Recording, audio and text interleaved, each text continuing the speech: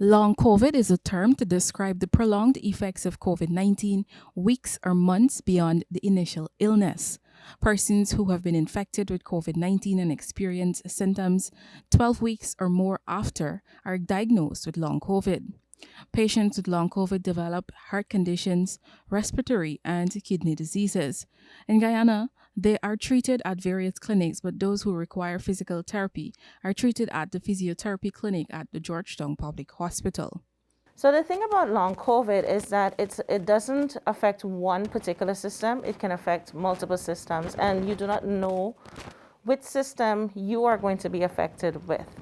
So for example, you can be having respiratory symptoms where you're having shortness of breath, you're having this difficulty with increased work of breathing, increased breathing rate.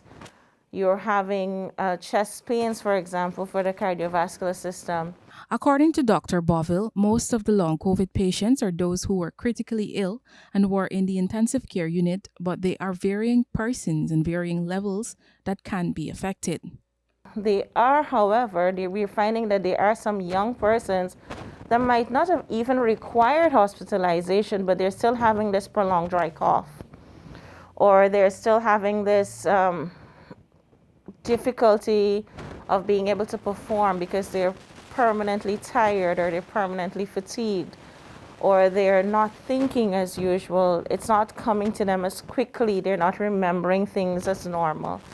There are also ways to decrease the risk of having long COVID, Dr. Bovell explained.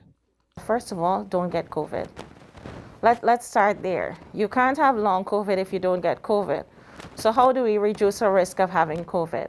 We reduce our risk of having COVID by protecting ourselves and protecting our loved ones. Why I say protecting yourselves and your loved ones? Because whatever they do affects you as well.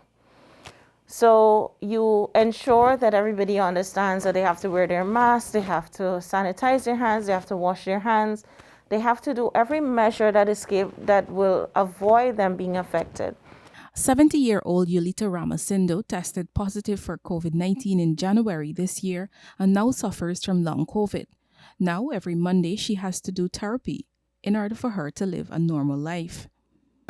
Oh, well, after the COVID, I was like very difficult to climb the stairs. And the knees used to be very tired, weak and tired. If I really trip on something, I would fall.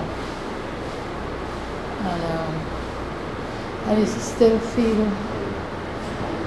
like some chills and like mild headaches. With the therapy, it's helping me a lot, right? The knees are not so weak, and I used to get a steady cough after the COVID.